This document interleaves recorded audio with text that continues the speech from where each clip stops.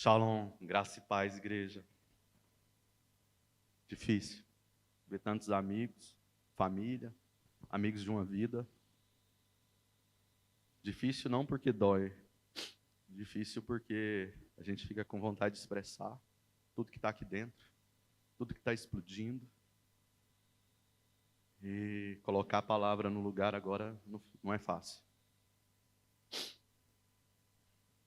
Eu e Ju, nós começamos a nossa trajetória, a gente tinha 17 anos.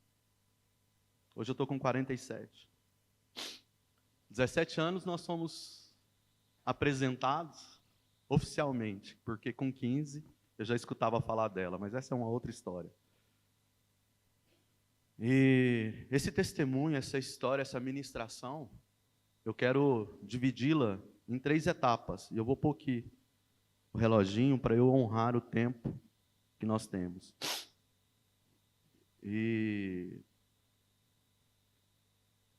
a primeira parte é a ministração de uma palavra baseada numa promessa. A segunda parte é brevemente o que aconteceu. E a terceira parte, o que mais me importa falar hoje, é de quem é o Senhor em nossas vidas. A primeira parte eu quero, baseado na palavra e na promessa de um povo, o povo de Israel, um povo escolhido por Deus para sair, para ser teu povo. E no momento que o povo de Israel estava sendo transferido do Egito para a terra que mana leite e mel, eles estavam confiados numa palavra e numa promessa. Confiados em uma palavra e em uma promessa. Deus os conduziu ao futuro deles através de uma promessa de uma palavra. Eles estavam em uma situação, mas havia uma palavra liberada, havia uma palavra determinada sobre aquele povo que os conduziria a uma nova geografia. Deus os conduziu, os conduziria ao futuro deles por uma palavra. Mas por que Deus fez essa palavra? Por que Deus liberou e escolheu o povo de Israel para liberar essa palavra? E para mim, a única resposta cabível para isso é paternidade. É o amor de um pai. Um amor de um pai que escolheu um filho, que selecionou um povo e definiu um destino. Esse amor, essa palavra, passou por provações de confiança.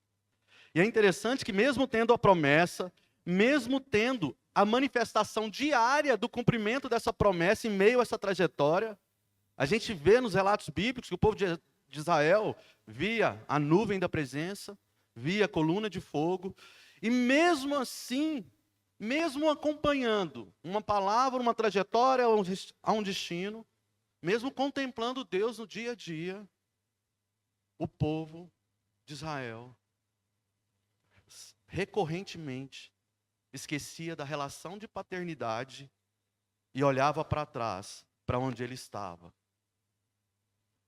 Isso mexe comigo.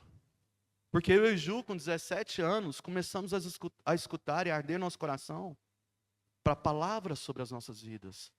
Palavras de um Deus que era amor, de um Deus que nos alcançava, que transformaria a nossa casa, de um Deus que nos impulsionaria numa realidade de amor, não sobre coisas, mas sobre quem Ele é, sobre o que Ele pode fazer em nós e através de nós. Com 17 anos nós começamos a escutar palavras de um Deus vivo, de um Deus maravilhoso. E essa palavra ardeu no nosso coração em direção a um destino profético. Um destino baseado na palavra de Deus, naquilo que eu queria alcançar com a minha família.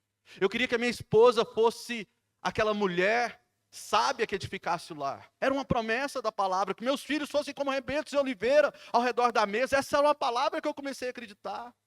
E ela me levaria para um futuro de um lar bendito, de um lar abençoado. Eu comecei a ver que eu era um sacerdote real, uma nação santa, um povo eleito.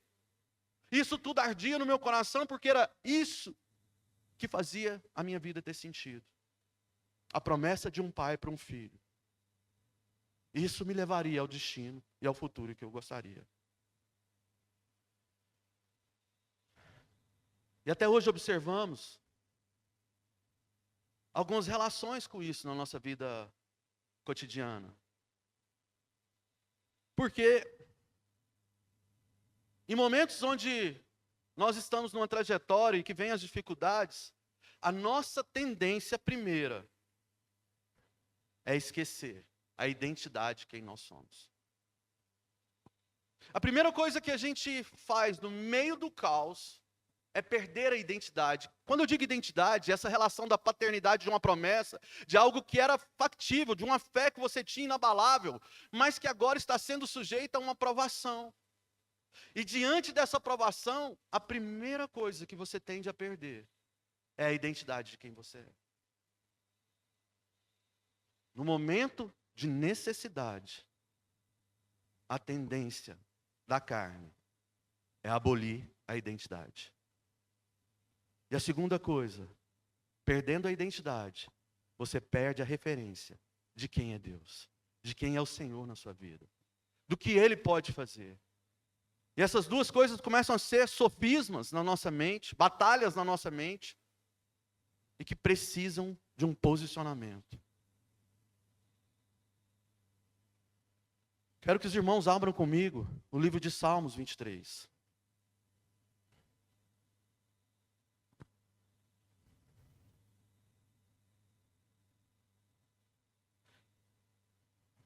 Está aqui?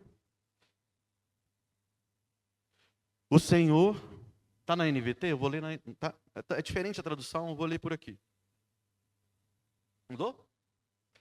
O Senhor é meu pastor, e nada me faltará. Ele me faz repousar em verdes pastos, e me leva para junto de riachos tranquilos. Renova minhas forças, e guia pelo caminho da justiça. Assim, Ele honra o seu nome. Eu vou ler propositalmente a segunda parte. Não tenho medo, pois tu estás ao meu lado. Tua vara e teu cajado me protegem. Preparas um banquete para mim na presença de meus inimigos. Unge a minha cabeça com óleo, meu cálice transborda. Certamente a bondade e o amor me seguirão todos os dias de minha vida e viverei na casa do Senhor para sempre. Amém. Essa é uma promessa. Rafa, por que você tirou o vale da sombra da morte? A segunda parte do nosso testemunho é sobre o acidente, mas eu não quero focar nela. Se vocês vieram aqui para ver uma história de dor, de luta, de tristeza, de lamúria, de murmuração, vocês não vão encontrar. Porque na minha casa só existe alegria, só existe um Deus, só Ele que reina. E eu não vim aqui para falar do vale da sombra da morte. Eu vim aqui para falar de um relacionamento com o Pai. Esse salmo fala sobre relacionamento. E eventualmente ele faz uma comparação que o meu relacionamento é tamanho com o Pai, que mesmo que num dia difícil, isso não será abalado.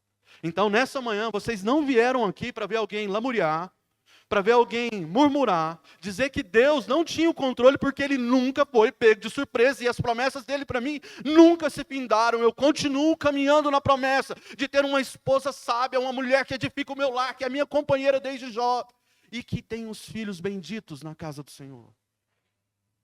Essa é a palavra que eu carrego no meu coração. Então, o Salmos 23 fala de um homem que enfrentava dificuldades e que eventualmente, mesmo que ele passasse nas batalhas dele, dificuldades, o Senhor era o pastor dele. Mesmo que fosse difícil, ele repousava nos verdes pastos. Mesmo que as coisas não andassem, ele renovava as forças. Isso é sobre relacionamento. Isso é sobre mudança de olhar, metanoia, mudança de mente. Tirar os olhos e olhar para o autor e consumador da nossa fé. Esse é o nosso grande testemunho. O que aconteceu, aconteceu. Deus não foi pego de surpresa. Ele não foi pego de surpresa. E eu tive prova disso a cada segundo, a cada momento. Esse O Salmo fala sobre um relacionamento. Reconhecer quem Ele é, ainda que.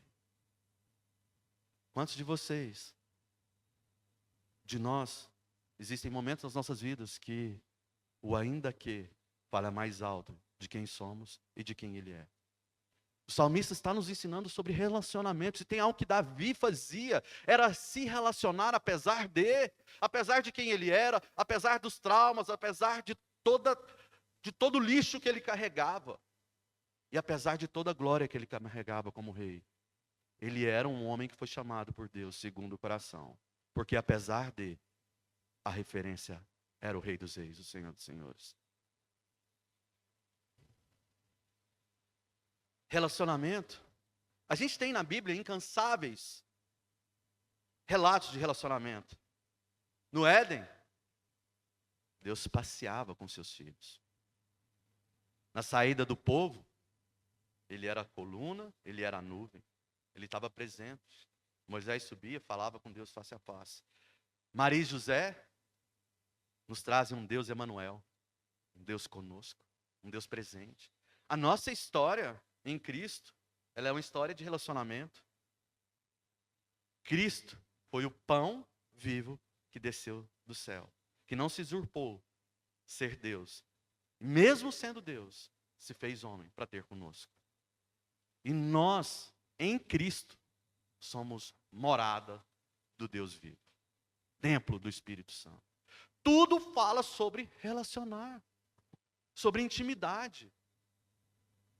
Veja o padrão de relacionamento que nós temos. Nós somos convencidos pelo Espírito de Deus das nossas falhas. Entregues a Cristo, reconhecemos a paternidade que agora nós temos em Deus. Em Deus, nós temos acesso à nossa identidade de filhos. E como filhos, temos acesso a uma vida, a palavras e promessas. E qual que é a base desse relacionamento? A primeira base que nós temos que construir chama-se confiança. Confiança apesar de. Por isso, o nosso testemunho não está baseado no trauma. E tudo isso para desmistificar dos lugares que a gente chega o trauma. Eu não quero ser conhecido e não vou ser conhecido por um trauma.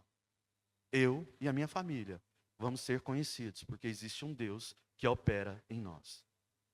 Essa é uma escolha. Em Salmos 23, a gente pode ver esse padrão de confiança. Esse padrão de relacionamento. Quero abrir outro texto. Lucas 8, 41 ao 55. Nós estamos aqui para dizer que existe um Deus que pode mudar circunstâncias, que pode mudar sua forma de caminhada. Talvez muitos de nós aqui esteja carregando dentro do coração sequidão, tristeza, angústia, embaraços, problemas financeiros, problemas familiares, problemas com filhos. E hoje nós estamos aqui para dizer que existe no relacionamento com o Pai um lugar de cura, um lugar de acolhimento, um lugar de avanço. Amém? Lucas 8, 41, 55. Então, eis que chegou um varão de nome Jairo, que era príncipe da sinagoga, e prostrando-se aos pés de Jesus, rogava-lhe que lhe entregasse, que entrasse em sua casa, porque tinha uma filha única, quase 12 anos, que estava à morte. 43 até o 48, ele vai falar da mulher do fluxo de sangue, eu vou pular pelo tempo. 49. Enquanto Jesus ainda falava com a mulher, chegou um mensageiro na casa de Jairo, o líder da sinagoga, a quem disse: sua filha morreu, não incomode mais o mestre. Ao ouvir isso, Jesus disse a Jairo: não tenha medo, apenas creia e ela será curada. Quando chegaram à casa de Jairo, Jesus não deixou que ninguém o acompanhasse, exceto Pedro, João e Tiago, e o pai e a mãe da menina. A casa estava cheia de gente chorando e se lamentando, mas ele disse: parem de chorar, ela não está morta, está apenas dormindo. A multidão riu dele, pois todos sabiam que ela havia morrido. Então Jesus tomou-o pela mão e disse em voz alta: Menina, levante-se. Naquele momento, ela voltou à vida e levantou-se de imediato. Então Jesus ordenou que dessem alguma coisa a ela comer. Amém? Capítulo 8 da Bíblia, do livro de Lucas, ele traz uma série de relatos, se você for ver lá, de curas, de milagres, de que Jesus vinha fazendo. No capítulo 8 ele descreve libertação de demônios, cura de algumas mulheres, as palavras do semeador, da palavra da beira do caminho, tem a palavra da candeia, ele acalma a tempestade, o endemoniado Gerazeno é nesse capítulo também, a mulher do fluxo de sangue e a filha de Jairo. É interessante que há uma pausa ali, né, na descrição da cura da filha de Jairo, para o relato da mulher do fluxo de sangue. E é aqui que começa o nosso testemunho. Ele começa com uma frase: parem de chorar. Ela não está morta, apenas dormindo. Eu queria que vocês gravassem isso. Parem de chorar. Ela não está morta, apenas dormindo. Era uma sexta-feira, 9 horas da noite. Eu tinha passado o dia trabalhando. Lara, Tiago, meus irmãos estão aqui. Eles tinham ido para Lusiânia, onde a gente mora, para nos ver com os meninos. E Ju, vendo que eu estava demorando, decidiram que a gente ia comer uma pizza em casa. Sexta-feira, eu ia ver meus irmãos. Eu amo minha família, eu amo os meus, eu gosto de estar junto. Quem me conhece sabe que eu gosto da mesa cheia, eu gosto de todo mundo estar ali. Isso faz parte de quem nós somos, herdamos isso, tanto do lado da minha sogra, como do lado dos meus pais. E, em determinado momento, eles decidiram ir buscar a pizza. Eu não precisava mais buscar a pizza. 9h16, eu e Ju estavam olhando, que 9h16 da noite, ela tem a opção de pedir para eu parar e comprar a pizza.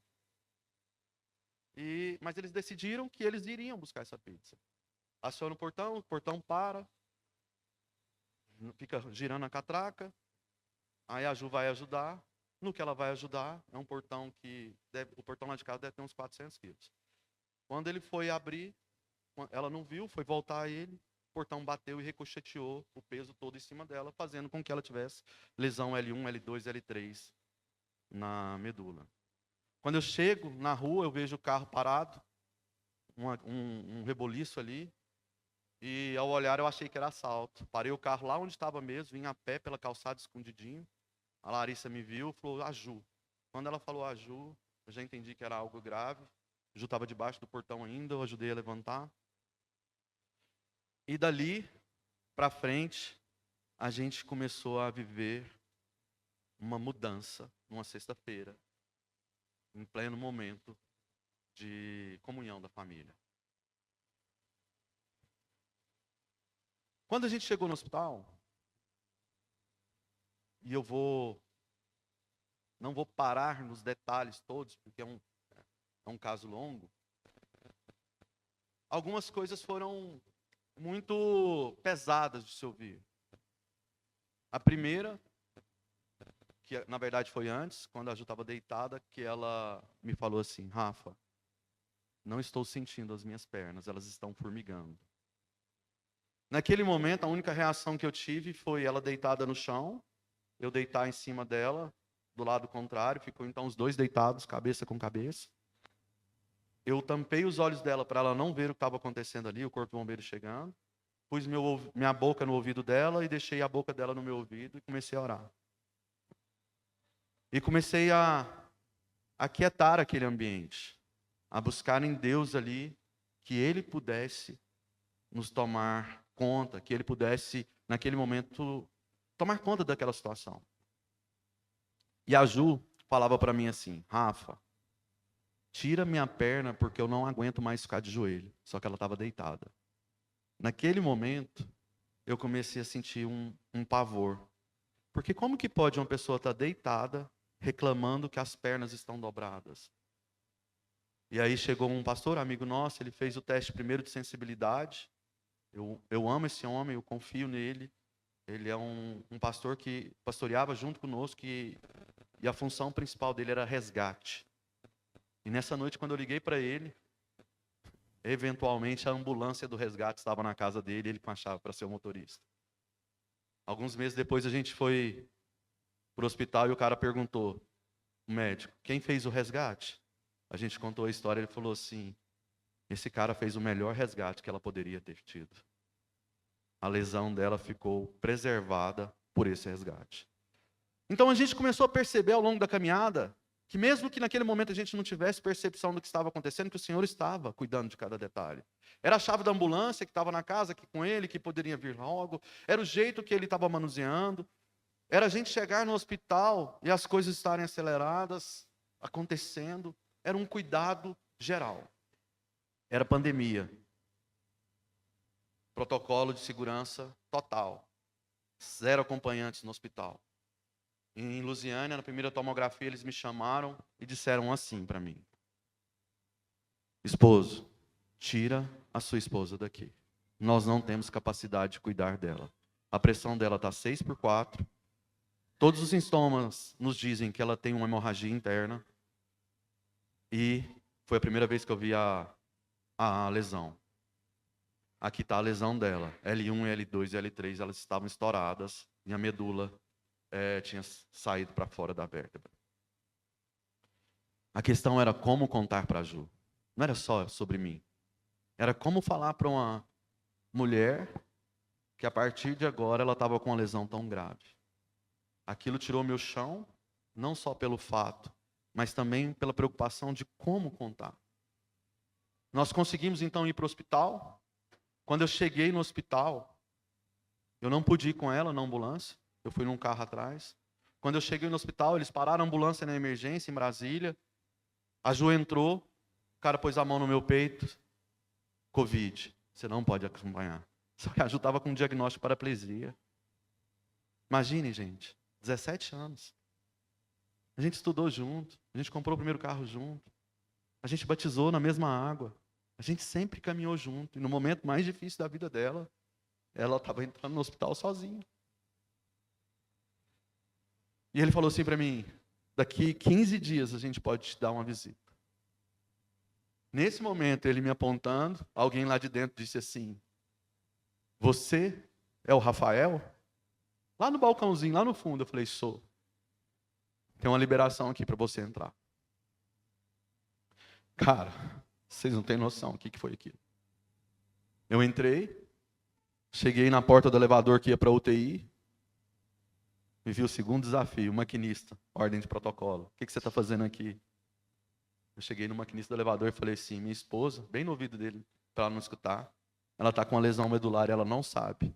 A única coisa que eu quero é orar para ela e que nenhuma outra pessoa conte. Eu quero contar. Eu queria ter certeza que Ju sabia que eu estaria com ela. Eu queria ter certeza que ela soubesse que ela não estava sozinha, que ela não ia passar por aquilo sozinha. E naquele momento eu estava sendo pedido de contar sobre isso. E aí ele falou assim, então você entra aqui comigo no elevador, mas chegar lá o médico vai mandar vocês descer, você não vai ficar. A gente subiu no elevador, mas ele estava ali e eu não tive coragem de contar. Eu fiquei sem coragem de dizer para ela na frente de alguém. Quando chegou lá no médico para pegar a gente na UTI, eu fui dessa vez, antes deles me tirarem, eu fui direto nele. Na hora que abriu o elevador, eu corri no médico, falei, está acontecendo isso, isso, isso. E esse médico falou para mim assim, vai correndo para a sala de UTI, umas cortininhas, não sei quem já entrou. Espera ela lá. Ora com ela e volta. Nesse caminho do elevador até a última sala, penúltima sala, ou a terceira antes do final, eu liguei para os meus pastores. E disse o que estava acontecendo. Que eles queriam me tirar, que a Ju não sabia da lesão, que eu não estava achando o momento certo. E uma pastora, que caminha conosco, disse assim, o Senhor vai te esconder nessa UTI. E você vai ficar com a Ju o tempo que você precisar. Eu lembro que eu fui para essa sala, Ju chegou, eu orei com ela, contei da lesão. Esperando o que ia acontecer, chegou um outro médico, abriu a cortina, fez para me chamar, fechou a cortina e disse assim, não sai para fora, fica aí, mas não aparece. Eu era o único no Covid, dentro de um hospital, que não era da equipe médica. A única pessoa que estava ali, gente, na hora que eu escutava um barulho chegando pertinho, dava vontade de entrar debaixo da maca ali, para ninguém me ver, para eu não ter que correr o risco de sair. Chegava a comida, marmita, a gente dividia, para eu não ter que dizer que tinha mais uma pessoa lá. Tudo que vinha para ela, a gente dividia. Ela comia, o que sobrava, eu comia. Passou esse período dos exames, a gente orou. Meio-dia do outro dia, a gente foi chamado para, então, a cirurgia da Ju, porque eles já tinham... E é muito difícil na lesão, porque você tem que fazer exames que você não pode mexer, né? Então, a Ju ficou, daquela hora do acidente até a hora da cirurgia, travada naquela maca. E todo o tempo que eu escutava era, Rafa, arruma minha perna. Volta, por que eu tenho que ficar de joelho? Por que disso? E ela só soube o porquê disso depois que eu pude contar para ela que ela havia uma lesão. Aí ela entendeu que a perna dela estava reta e que ela não estava assim. Mas a gente ainda não sabia o que era uma lesão. Até que o médico chamando-me, e nem sabia do estado total dela, me chamou para fazer a cirurgia da Ju. Marido, vem aqui. Me chamou, me pôs com a cabeça para fora na circulação da UTI, olhando para a cidade, para ela não escutar, porque ela estava muito próxima. E ela disse assim, Rafa, ele disse assim, esposo, eu estou com os exames da Ju, o caso dela é uma lesão muito grave, a gente ainda não conseguiu saber se tem ou não uma hemorragia interna, então eu não tenho todas as informações para te passar, mas ela precisa entrar no centro cirúrgico agora. Eu queria te pedir uma coisa, a partir de agora, talvez eu demore 9 horas com ela, 10 horas com ela, talvez eu fique de um dia para o outro para ela, só não me liga, não me apressa. Eu lembro que eu estava olhando para fora e ele falou uma palavra. A partir de agora, eu quero ser o esposo dela naquela sala de cirurgia. Eu quero cuidar dela como você cuidaria. Quando ele falou isso para mim, ele tirou um peso das minhas costas. Porque era tudo o que eu queria, estar com ela naquela sala. Mas aquele cara, ele foi tão sensível no espírito, que quando ele disse para mim assim, ele não poderia ter dito outra coisa. Ele poderia ter falado de técnica, mas quando ele disse, eu sou o esposo cuidando de uma noiva. Ele foi num lugar que é muito precioso para mim, que é o lugar de cuidado de Jesus pela noiva.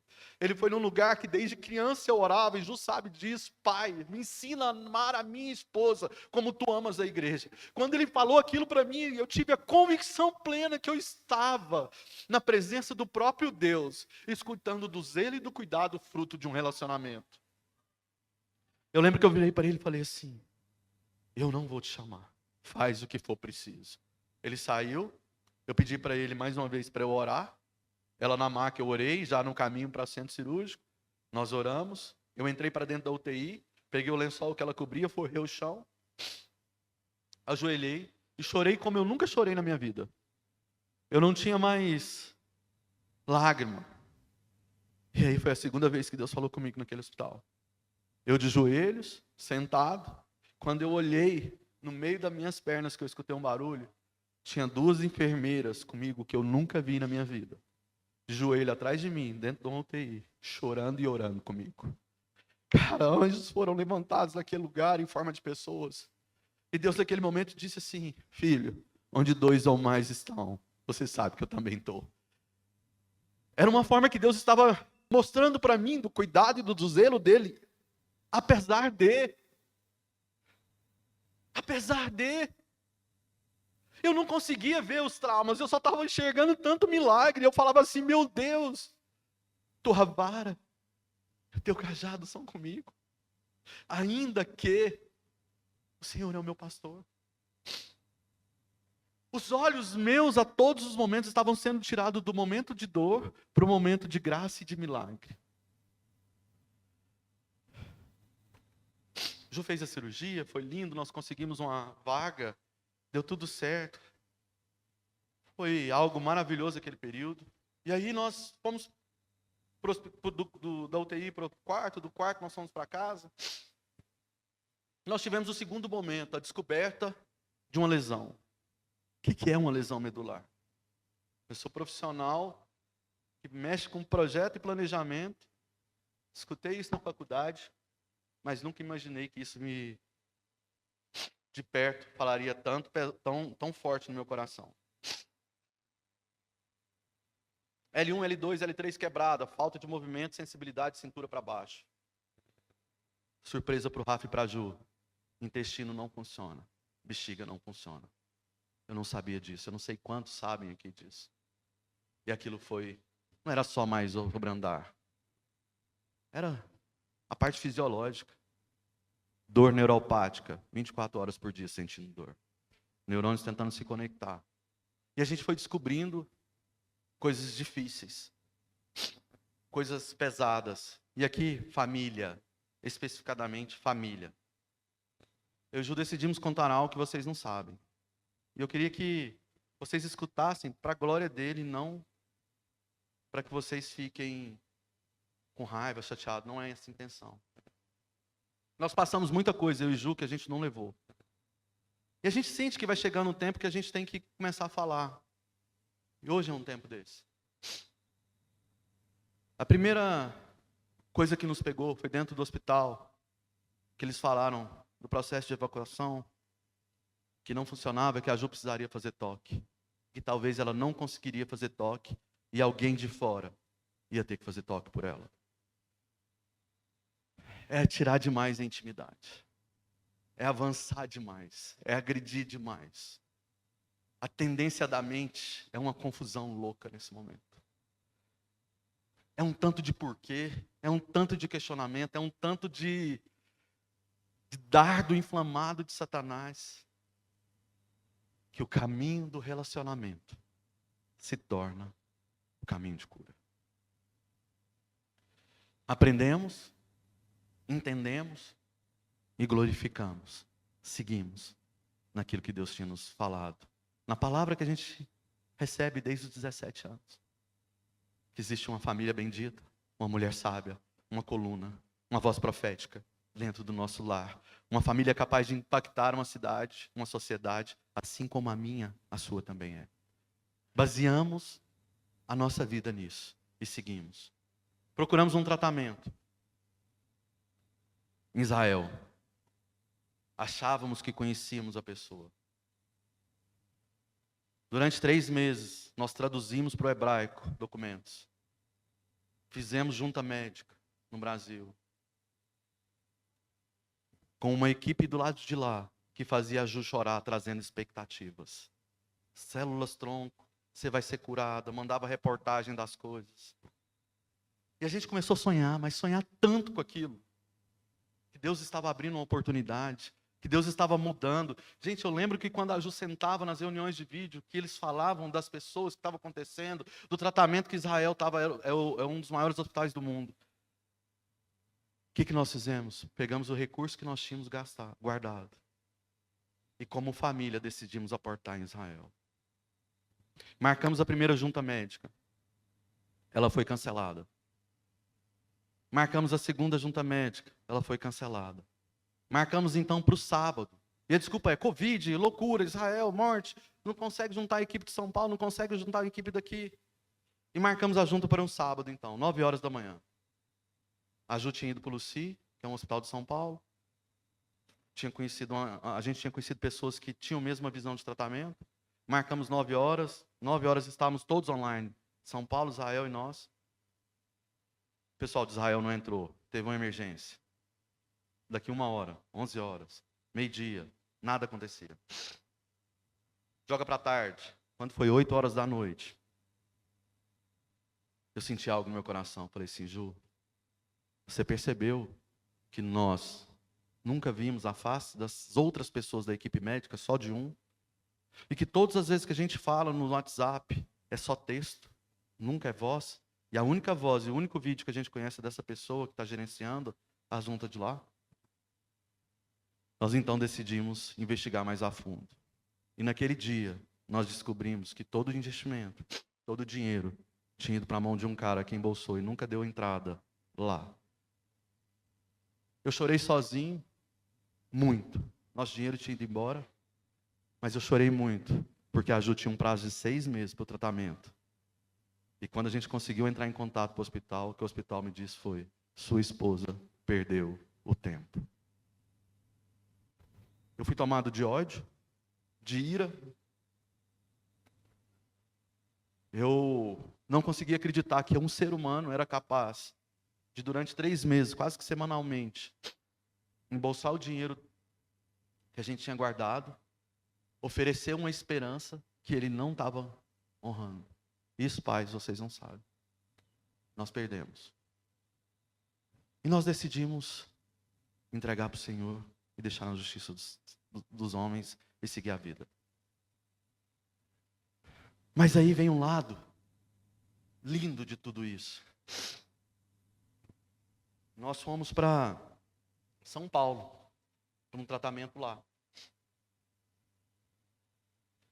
E eu disse para vocês do ainda que, mesmo que, eu acabei de descrever, todos ainda que e mesmo que. Mas lá em São Paulo, nós vivemos o Deus de milagre. Nós vivemos coisas que nós começamos a entender que existe um Deus capaz de mudar histórias. A primeira coisa que a gente viu foi a manifestação de Deus quando a Ju começou a voltar aos movimentos. Que era algo que eu escutava, não tem jeito mais, não vai dar certo. Mas isso ainda era algo sobre nós dois. Mas a coisa começou a tomar uma proporção de propósito. Quando um dia, eu e Ju estávamos no hospital, internados, ela estava fazendo terapia ocupacional e descobriu que ela estava fazendo muito bem os colares de mesa. E ela falou assim, Rafa, vamos na 25 de março. Gente, vocês conhecem 25 de março? Feriado? Vocês já foram lá? Vamos. Fomos para 25 de março. Eu precisei de 2 minutos para ela sumir de mim na 25 de março. Eu andando, parei, olhei um negócio que eu gostava, na hora que eu vi, cadê a Ju? Ela estava assim, igual menino, andando com liberdade, lotado, e o povo saindo da frente, ajudando ela. E a gente foi para um lugar, um prédio muito antigo, lá na 25, uma ladeira.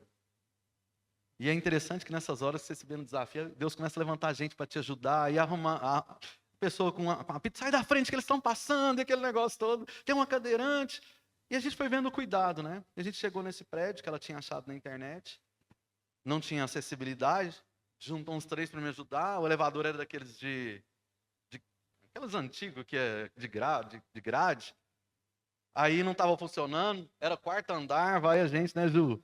De cadeira, eu subindo com ela, arrastando ela no braço, porque ela queria ir lá. Não vou desistir, vamos lá. E subimos nessa loja. Ela comprou tudo que ela queria.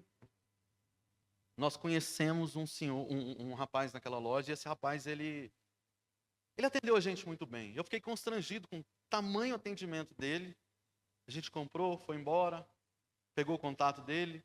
Passado um ciclo de alguns meses, a Ju fez os colares, a gente precisou voltar. Rafa, vamos voltar naquela loja? De novo, a gente no hospital. Bora. Só que dessa vez, gente, nós caímos num feriado, né, Ju? Aí, 25 de março, estava bom. Estava sim. Uma loucura para a gente entrar lá.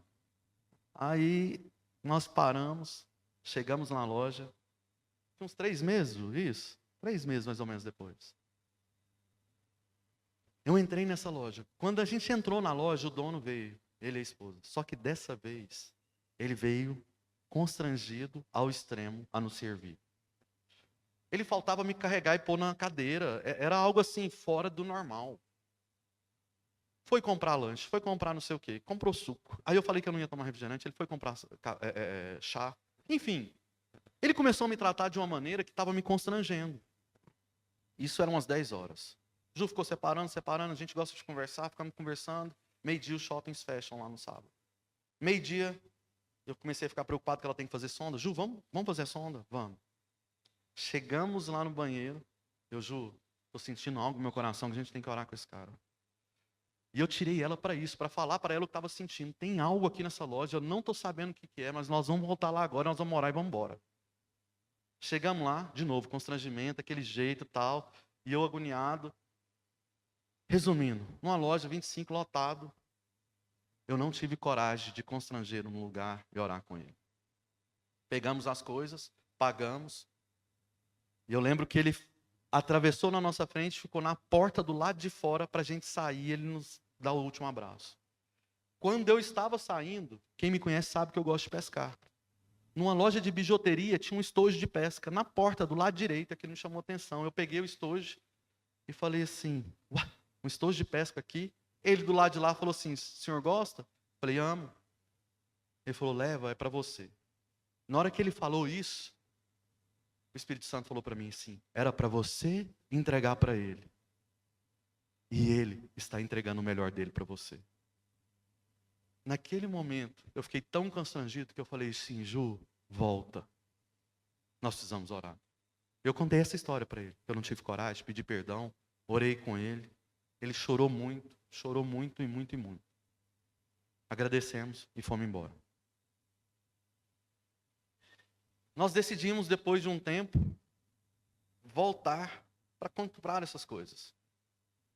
Eu falei errado, né, Ju? A gente orou. Isso tudo aconteceu no primeiro encontro. Eu ia sair da loja no primeiro encontro. E eu orei com ele nesse primeiro encontro. 3 meses depois, nós decidimos voltar. E quando eu cheguei na loja, ele estava de novo constrangido. Isso me chamou atenção. Só que dessa vez a gente já tinha orado com eles, a gente já tinha conversado, a gente já sabia e nós tínhamos voltado. Nós ficamos ali, ele desceu para levar a Ju embora e falou assim para mim, posso ir almoçar com vocês? Falei, posso.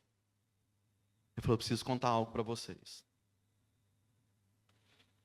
No dia que vocês vieram aqui a primeira vez, eu estava seco, triste, com um monte de dúvida, querendo fechar minha loja. Vocês voltaram, me contaram aquilo e oraram conosco. Eu não acredito em Deus, eu não vou na igreja. E hoje, de manhã, eu acordei com uma tristeza profunda. E eu disse para Deus, Deus, se o Senhor existe, aquele casal que um dia veio na minha casa, na minha empresa, orar comigo, que eles venham aqui hoje. Ele virou e falou assim, eu estava entrando na minha loja, de manhã, vi um carro igual aos seus, porque ele tinha descido e posto a Ju na outra vez dentro do carro. Eu não acreditei. Eu cheguei correndo na janela, e quando eu cheguei na janela não era vocês. E eu pensei, nossa, onde eu estou com a cabeça? Que dia que isso ia acontecer? Então eu fui para a minha loja. Quando eu vi vocês dois entrando, eu não acreditei naquilo. Eu tinha feito uma oração lá em casa, para que aquele casal que mora fora, se Deus existisse, pudesse voltar na minha loja hoje. E vocês estão aqui agora. E sabe o que é o mais impressionante? Que o meu compromisso com o Senhor foi, se isso não acontecesse, hoje às 3 da tarde eu chegaria em casa e tiraria minha vida. E ele contou isso para mim em prantos, dizendo, hoje, vocês vieram aqui para dizer que existe vida, para transformar. E a gente começou a entender que apesar de, o Senhor queria usar toda uma situação, toda uma conjuntura, para levar algo sobre relacionamento para as pessoas. E a nossa vida começou a ser mudada e transformada a partir de um princípio de relacionamento, de amor, de cuidado, de zelo. Romanos diz que o próprio Espírito Santo testemunha ao nosso espírito que somos filhos. Se somos filhos, então somos herdeiros, herdeiros de Deus e co-herdeiros em Cristo. De fato, participamos dos seus sofrimentos para que também participemos da sua glória. Considero que os nossos sofrimentos atuais não podem ser comparados com a glória que em nós será revelada, que a natureza criada aguarda com grande expectativa a manifestação dos filhos de Deus. Deixa eu te falar algo. Deus te capacitou com sonhos, com características que só você tem para tocar a vida de outros. Deus te capacitou de um refinamento que só você tem para mudar as circunstâncias de outro. E existe na natureza uma ardente expectativa da revelação daquilo que você carrega. E deixa eu te falar uma coisa. Você acha que se lá atrás eu e Ju tivesse esperado para lamuriar, para olhar o vale da sombra da morte, essas coisas estariam acontecendo hoje? Nós não temos lugar para o vale, porque ele é só uma deferência. Nós temos lugar para o meu pastor, para o Senhor dos Senhores, para o Rei dos Reis, para aquele que governa a minha casa, para aquele que me dá sentido, para aquele que me dá função, propósito. Eu sou movido por aquilo que Ele tem colocado em nós, uma vontade de honrar e glorificar o nome dEle. E para encerrar, eu tomei algumas ações práticas, eu e Ju. Ações que nos ajudaram a sair desse lugar de olhar as circunstâncias para olhar a identidade e a paternidade vinda de Deus. A primeira é, nós não perdemos a visão de identidade.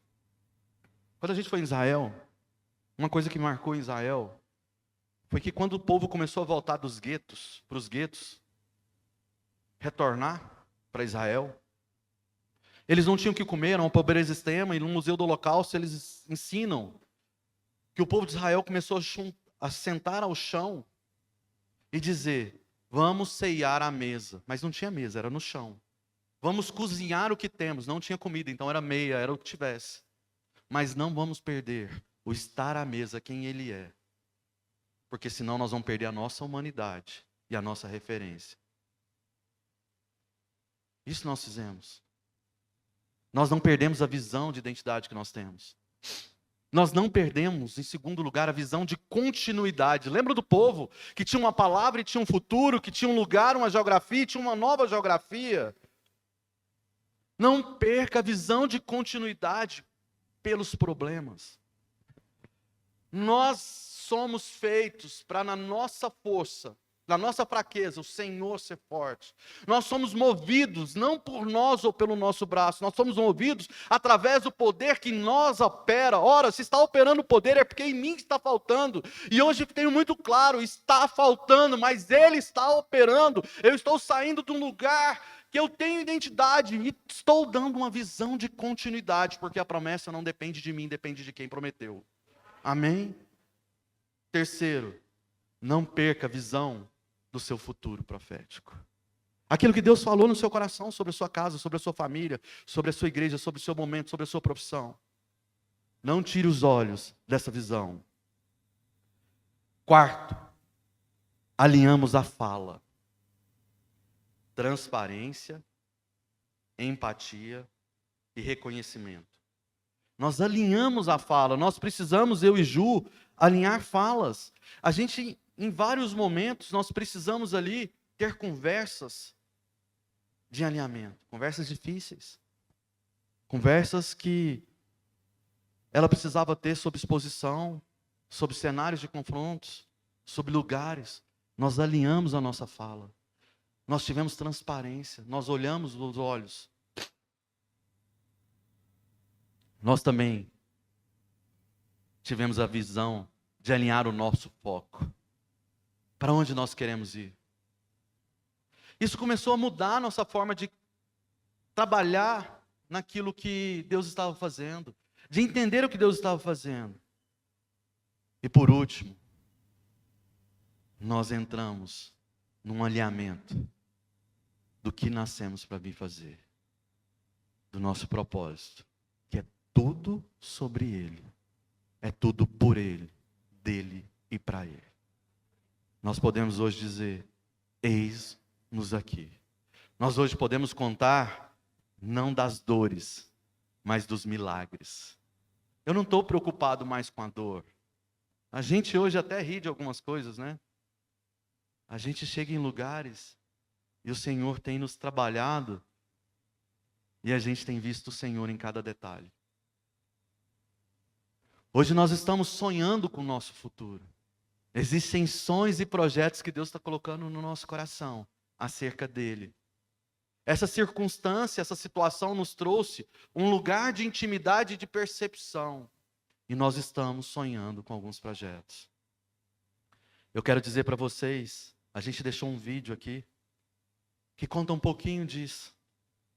da história, se puder colocar o vídeo. A história da Ju, uma mulher guerreira que eu admiro, que eu amo, que muita gente tinha tido como frágil, mas que em Deus se tornou uma leoa, capaz de suportar coisas que hoje eu olho e falo, como? Como que ela dá conta? Como que ela consegue rir com dor? Como que ela consegue trazer uma palavra do jeito que ela está? Ju, você hoje carrega algo tão especial de Deus, tão lindo e simples, tão puro, que eu aqui me sinto só um porta-voz de tudo que Deus carrega sobre você. É só um lugar. E isso não é sobre nós dois. Isso é sobre Ele. Te expor é, na verdade, expor o amor de Jesus. É falar sobre Ele. Nós estamos aqui para cumprir um ID, um chamado. E se você está aqui hoje e vai sair daqui impressionados com o Rafa e com a Ju, não faz isso não. Sai daqui baseado num relacionamento com Jesus. Não sai daqui lembrando das nossas dores, porque tudo isso vai ter sido em vão. Sai daqui com uma vontade tamanha de servir e honrar o nome dEle, apesar de. Amém? Eu quero deixar com vocês, pastores, e quero agradecer vocês essa oportunidade de estar aqui com vocês. Leandro eu acho que vai encerrar ministrando. E eu quero deixar esse vídeo, que é a fala da Ju sobre esse tempo.